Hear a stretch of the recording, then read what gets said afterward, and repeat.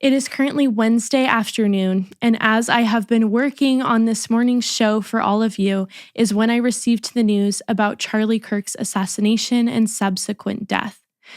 And I could not let you all start today's show without mentioning his life and mentioning the tragedy that is his death, both for America and for us as humanity.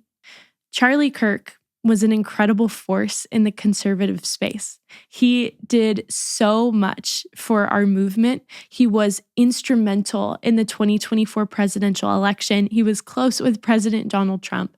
And I know that many of us who are young conservatives look up to him because of how much he loved college students, because how optimistic he was about the future of America, and because of how willing he was to put in the work to actually change our culture, to have the hard conversations, and to fight for the freedoms that he believed in. But even more than that, Charlie was a husband and a father, and his death is a tragedy.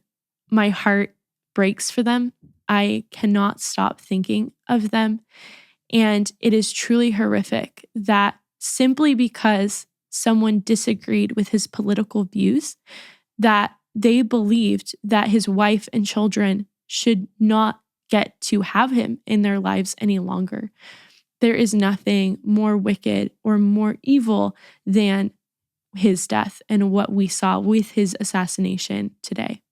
Today's topic on the show is gun control. And it's actually fitting because I've already seen some coming out and saying, well, Charlie Kirk defended the Second Amendment and he defended the right to guns, and so he got what he deserved. And that is absolutely wicked and vile. That is not the right response to the death of anyone on any side of the political aisle. But I just wanted to come on before we get into today's show and let you know that I stand by everything said in today's episode, and I know that Charlie would stand by it as well. He was an avid defender of the Constitution and of the Second Amendment, and that is because at the root of it, we have to look at what true causes of violence are in our country. We can't just look at one type of crime. We can't just look at one type of weapon that is used. We have to understand what is actually driving forward true violent crime of all forms, whether it's with a gun or with something else. You'll hear me say on the show today that even if we took away all guns, that criminals would still commit crimes. And I think that that is truly the heart of the issue. And when we look at the murder of Charlie Kirk, we can clearly see that it wasn't just a gun that killed him. It might have been the weapon that was used. It was the instrument used by the criminal, but really it was the hatred. It was the disregard for his humanity. It was the refusal to look beyond political lines, to look beyond political beliefs, and to see each other as human beings. And really, we know that that's behind all types of crime, including gun crime. And so the death of Charlie Kirk is an absolute tragedy. It's a tragedy for his family. It's a tragedy for America. And we mourn and grieve his loss because it is a big loss. But we also pick up his torch to continue the work, because Charlie would want us to continue fighting for a better America, an America where we can speak our values and speak our beliefs without fear of being killed by one another, an America where we respect each other's right to say what we believe and value, and where we can have open and honest dialogue, real conversation about the policies that will affect the people who live in our country. It is a huge burden today, and yet a huge privilege to continue that work. Thank you so much, Charlie Kirk, for all that you have done for our country and for this movement. We will never forget you. We are so proud of you, and we will continue fighting for you.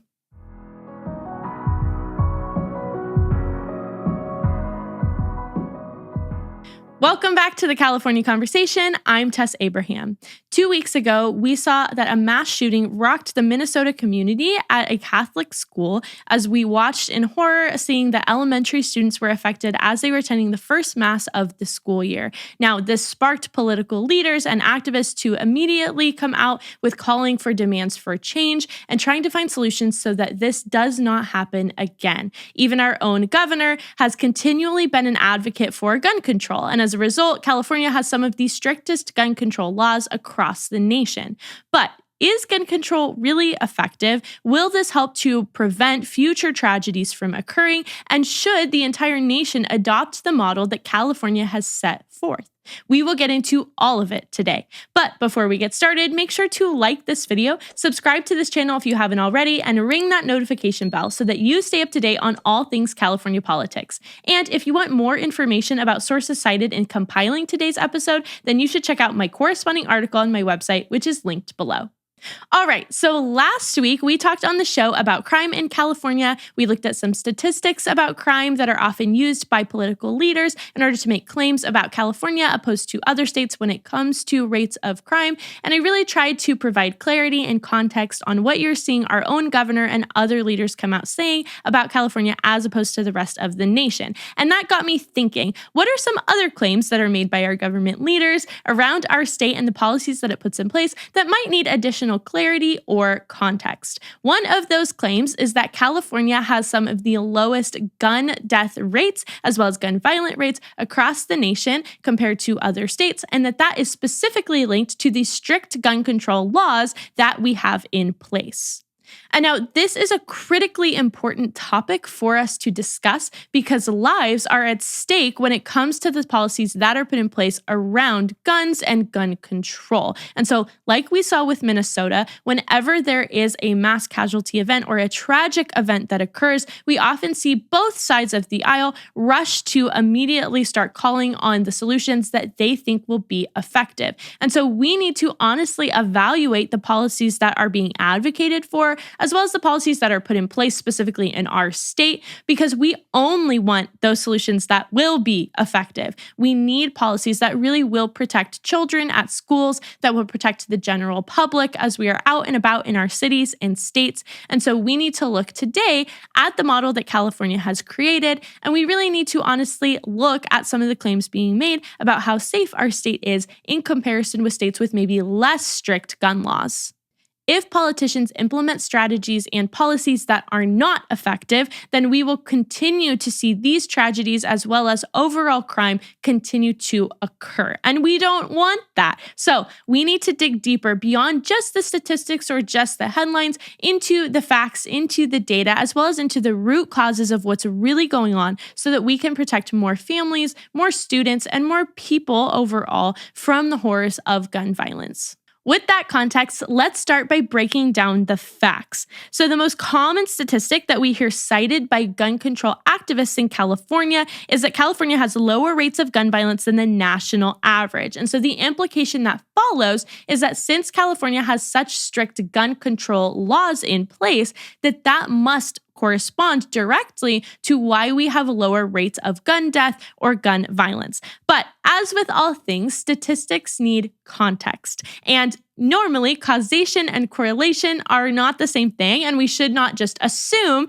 that correlation automatically implies causation. So let's look at the actual numbers here. The national average for the gun death rate is 13.7 per 100,000 people. California's rate is 8 per 100,000 people. So it is slightly lower than the national average. So once again, proponents of gun control are drawing the simple conclusion that this is all due to California's restrictive gun policies. But this statistic alone doesn't paint the full picture. So let's look at a few of the factors that might play into this. First of all, about half of all gun deaths in the United States are due to suicide and not homicide. So in 2023, 58% of all gun deaths were suicides, while homicides using a gun were only 38%. And so that's really important context to know because California in general has lower rates of suicide than other states that maybe have more rural areas. So if you look at states like Montana, Wyoming, or Alaska, they all have higher per capita gun death rates, but that's largely attributed to their suicide rates. So you might be asking, why is California's suicide rates so low compared to these other rural areas? Well, for one, California is highly urbanized, and with that comes quicker access to crisis emergency resources, as well as mental health resources, or just access to hospitals. So that's a pretty big consideration. If you're going to take out about half of the gun deaths simply because of suicide, then we see that that isn't really linked to gun control. That's linked to more themes of mental health, as well as crisis intervention response. But suicide is not the only consideration. There's also the statistics on mass shootings. So California, our population makes up around 11.8% of the entire population of the United States. However, our state makes up about 20% of the mass shootings that happen across the nation. And in addition to that, that's about 16% of the mass shooting fatalities since 2012. Now, if we compare this to other populous states, let's take Texas. That's the second most populous state in the country. Texas only makes up about 8% of mass shootings. And so that's about 12% less than our state contributes. So when you see Gavin Newsom and other leaders in our government here in California call for states to take action or call for the federal government to take action to reduce mass shootings, it really seems like he should be talking to his own state because unfortunately, California seems to be a hub for a lot of these tragedies that are occurring. Now, another thing to consider when it comes to the statistic about California is that California has far less gun ownership than other states just in general. So for 2025, only about 28% of Californians own a gun. And that's pretty low compared to other states across the nation. I mean, if we look at Washington, gun ownership is 42%. Texas is at 45%.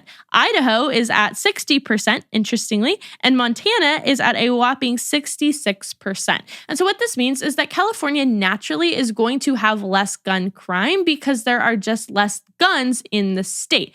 It makes sense. It doesn't necessarily mean that California has less violent crime. We looked at that last week, and California does have high rates of violent crime. It just means that that violent crime may not always be used necessarily with a gun. And a good comparison point for this really is when you look at other countries like England and Wales. So in England and Wales, there's a very low gun violence rates. There's about 28 total gun deaths per year, which is just staggering compared to the United States and California. And often gun control activists will take this and say, look, they have completely restricted gun ownership. They have very strong gun control, and they only have 28 gun deaths. That's amazing. We should praise them. Clearly, the model works. But what this fails to recognize is that violent crime in these countries is actually much higher than in the United States. So in looking at these statistics, England and Wales had a violent crime rate of 775 per 100,000 people. Compare that to the United States, who had 383 per the same metric,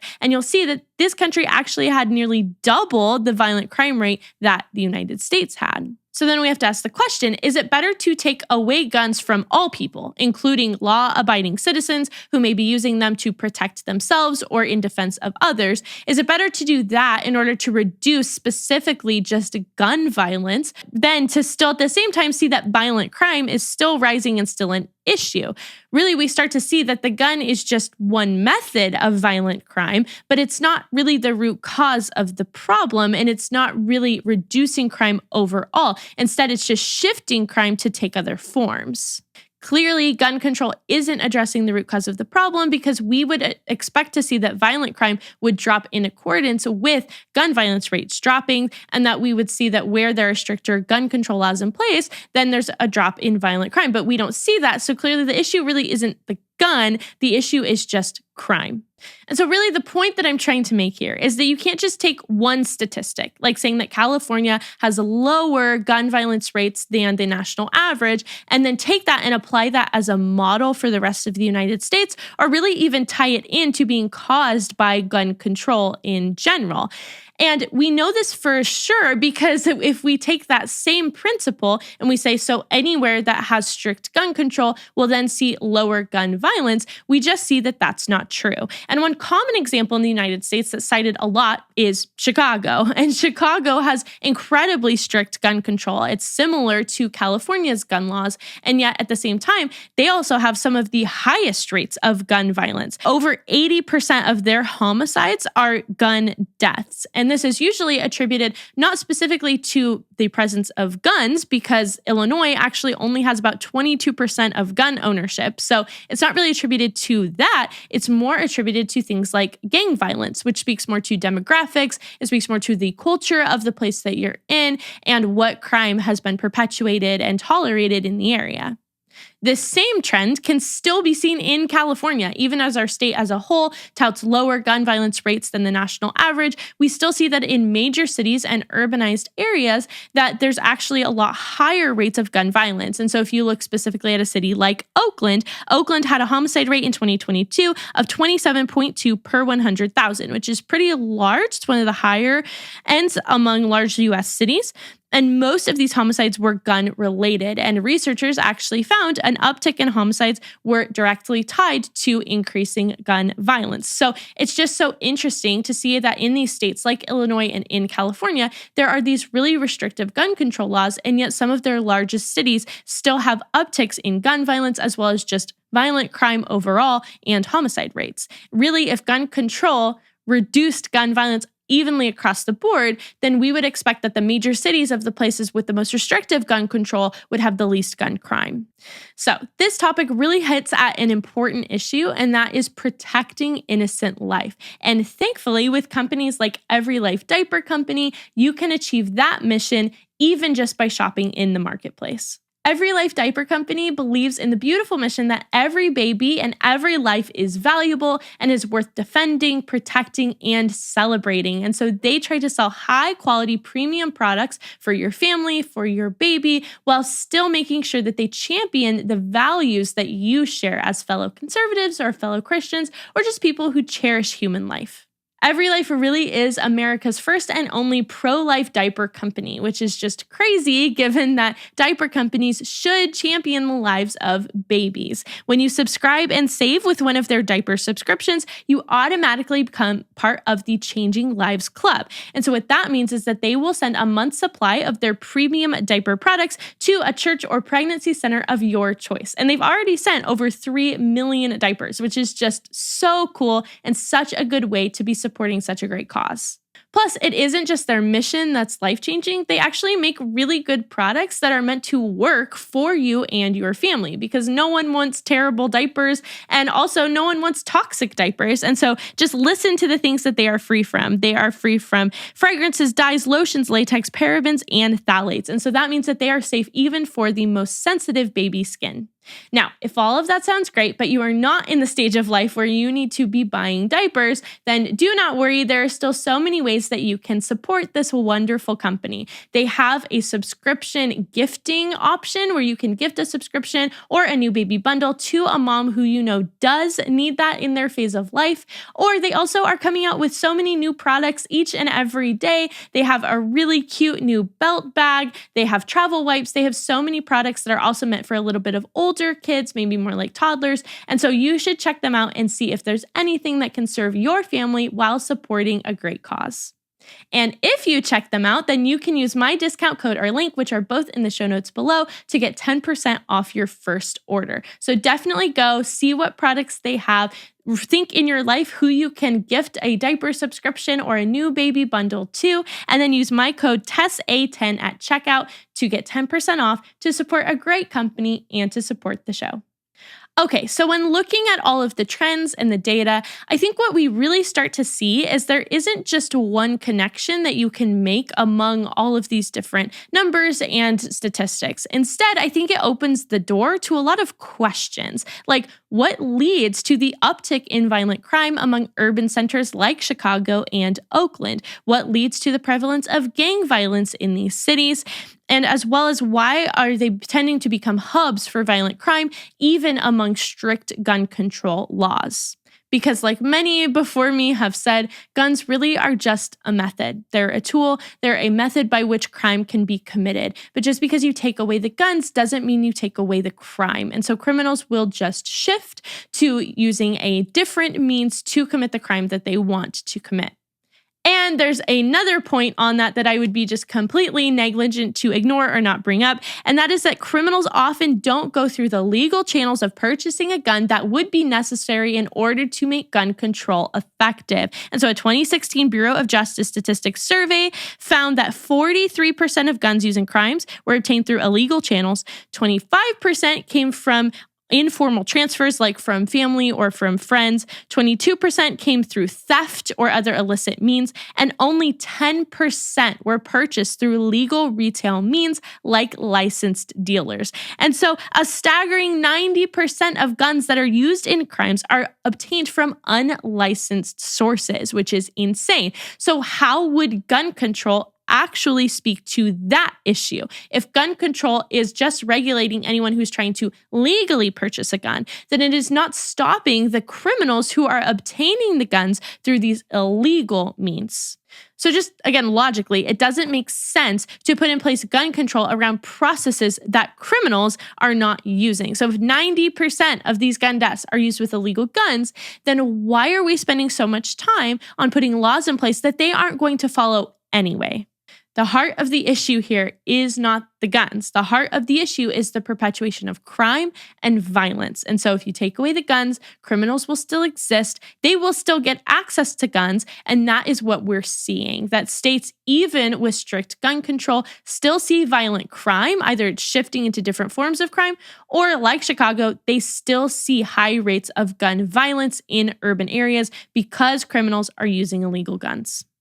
So this means that when it comes to looking at solutions, when we see policymakers, when we see legislatures, when we see government leaders and politicians calling for change, just do something, just enact something, the solutions to gun violence really are much the same as solutions to all violence. That means enforcing the law, it means punishing criminals, and it means deterring future crime. And then when it comes to vulnerable communities like schools, which are very vulnerable points for criminals to attack, or churches or other places that we've seen mass shootings occur, that means that we really need to implement more effective strategies than just gun control. Because if a criminal has a gun, even illegally under a state with strict gun control, then what do we do? What's the next line of defense? And so we see certain states like Texas, Florida, and Ohio allocating millions of dollars in the budget to actually go to upgrading doors, windows, and other entry points all around schools in their states so that it makes it harder for these types of crimes to actually occur. In addition, we also see trying to prepare teachers or trying to put in place security guards, just trying to make schools better prepared for emergency situations, as well as deterring criminals from having just such easy access. And honestly, this is something that my husband and I have noticed so often, even around our own community, is we will just go on walks through our neighborhood, and there's a lot of different schools around the area that we live in, and they're just open. You can walk up right to the fence and there are children, or you can just walk right into the school. And this just blows my husband's mind because he actually grew up in the Middle East. And in the Middle East, there's a lot of security. There are security guards, there are gates, there are secure entry points. And so when he first saw that in America, he was just so surprised of, why are your schools so unsecured? Why are they just easy for criminals or really just anyone with bad intent? It doesn't have to be gun violence, but it could be kidnapping. It could be so many other types of criminals. They just have easy access to our most vulnerable population, which is our children. And so I think that states that are actually looking to bolster their school safety around the state is just one immediate solution that can be taken that could be proven more effective over time. And sadly, we see in the case of the recent Minnesota school shooting that actually it was uncovered 2 years ago. Leaders of independent and Catholic schools in the state were begging Governor Tim Walz to actually approve funding to help secure their schools more so. but that funding was never authorized and that bill was never passed through the legislature. And so while we are not blaming Governor Walz for that, we are seeing that the policy priority that has been put in place in states like Minnesota and California has more so been gun control, while policies like also just boosting school safety in general have been deprioritized. And so you start to ask the question, which one is the higher priority? Which one would be more immediately effective? And can we still have other solutions in place and other strategies in place if we're seeing that gun control isn't really stopping these mass shootings from occurring? Now, I have just one more point to address on all of this, because maybe you are thinking, well, in California, you mentioned before, there's a lower culture of owning guns. And so even if gun control isn't the most effective for stopping all forms of crime, if we can just reduce the number of guns, then, like I mentioned, gun crime should be a little bit less because there's just less guns in the state in general. And so isn't that a good thing? Shouldn't we just put that in place in general, just kind of cover our bases, try to lower the number of guns in the state, and then we can maybe put other strategies in place as well, and that can enforce positive change. But the problem with that line of thinking is that gun control is not one-sided. It does not only affect criminals, or it does not only affect people with bad intent who are trying to get guns. Gun control also affects citizens of the United States, and it affects a constitutionally protected right that we are guaranteed inherently. So let me explain that. The Second Amendment of the Constitution guarantees an inherent right to self-defense. That says that you as an individual, you have a right to bear arms for the purpose of defending yourself, defending your family, defending yourself against a tyrannical, oppressive government simply by the nature of you being human. And just as the First Amendment protects speech that maybe we might not always like, the Second Amendment protects the right to bear arms even if politicians or leaders in your government are telling you that you don't need them. And really, even its placement in the list of amendments shows it's important. It is the Second Amendment, second only to free speech, because our founders knew that freedom and liberty cannot be upheld and defended if the government is the one who controls access to weapons. And it's easy to dismiss this idea as outdated, of thinking, well, we're not in revolutionary times, and so we don't need to worry about that. But we do see that oppressive control always starts with the disarming of citizens. And we also know that this can happen at any level, local, state, or federal. And so we do not want to strip away our abilities to protect ourselves from oppressive governments, as well as just from crime around us. Think of some of the horrific things that we've seen in history. I mean, if you look at Nazi Germany or you look at Maoist China, disarming citizens was the first step to that oppression. And so the right to bear arms really ensures that American citizens stay citizens, and they're not just subjects to an oppressive rule depending on who is in power. And I think that part of this is hard for us to understand today, because in our society today, we have really outsourced a lot of our responsibilities. I mean, if you look at things like personal health, we've kind of outsourced health to looking at doctors and the medical establishment and trusting them to be the ones who will tell us if we are healthy. We have outsourced our children's education to the state when it comes to public education, and safety is no different. We really depend on the police or on statewide entities to protect us. But your personal responsibility is to protect yourself and your family, and that cannot just simply be outsourced to saying, well, I don't need any way to defend myself. I don't need any way to protect myself. My government will do that. If you live in California, or if you live specifically in LA, then you know that this is true, because you know that the police cannot be everywhere at once. Currently in Los Angeles, the 911 response time for urgent, life-threatening emergencies can vary from 7 to 20 minutes. And that is really a big deal when you consider that the standard is more like 4 to 5 minutes. And so we are much over the standard of what it should be. Additionally, that is on top of the time that it takes to even contact a dispatcher in the first place. And some have been reporting that in recent years in California, that can take up to an hour. There was an article that came out about actually an influencer neighbor who experienced a burglary, and they reported that it took them an hour to even get a dispatcher on the phone and able to answer their call because of staffing shortages and underfunding when it comes to police departments. And so think of taking an hour just to get a dispatcher on the phone and then an additional 7 to 20 minutes for the police to arrive at your situation. If it is a life-threatening emergency situation, then the police are not going to be able to help you. The moment of crisis has already passed.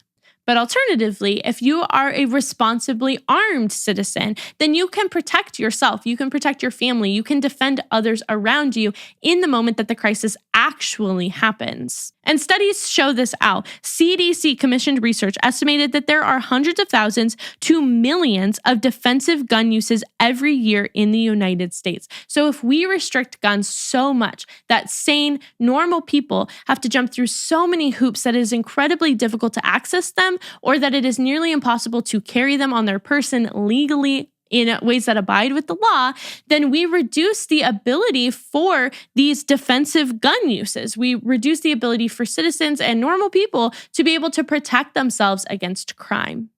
And so ultimately, imposing strict gun control laws is not something that should be done casually or flippantly. It's not something that we should just do just to see if it works. It really should be taken with weight. We should have to prove out why this is effective before it's implemented, because it doesn't just affect one side of the equation. It affects law-abiding citizens, and it infringes on constitutionally protected rights. That's a big deal. And unfortunately, the data just does not show in any concrete or solid way that gun control laws that are really strict are actually tied to mass reduction in gun violence and overall violent crime, which is the more important statistic to be looking at than just isolating gun deaths or gun violence. So when we see mass casualty events happen, or when we see increases in gun violence across any state or just in our nation as a whole, leaders should be proposing effective solutions. They should be trying to actually impose things that are going to work without going to the nuclear option of completely stripping away everyone's rights to bear arms in order to just hope that eventually that will bring down violent crime rates, especially when we know from the data that that just is not the case. So, should California's model for gun control policy be the model that is rolled out across the entire United States? Absolutely not. Thank you so much for joining me here today. I hope it was helpful for you as you navigate life in our state and that you even learned something new. Please spread the word and share this show with your friends, family, and fellow Californians. And I'll see you back here next week for another episode of the California Conversation.